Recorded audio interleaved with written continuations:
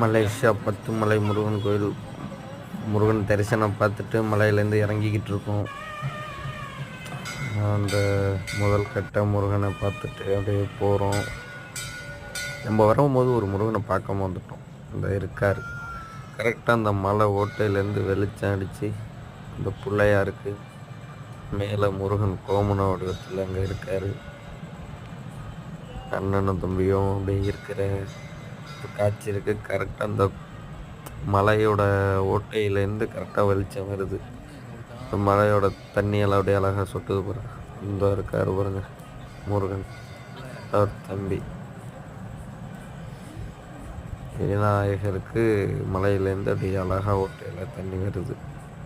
கடைகள் அங்கே ஒரு 4-5 கடை இருக்குது மலையிலேயே.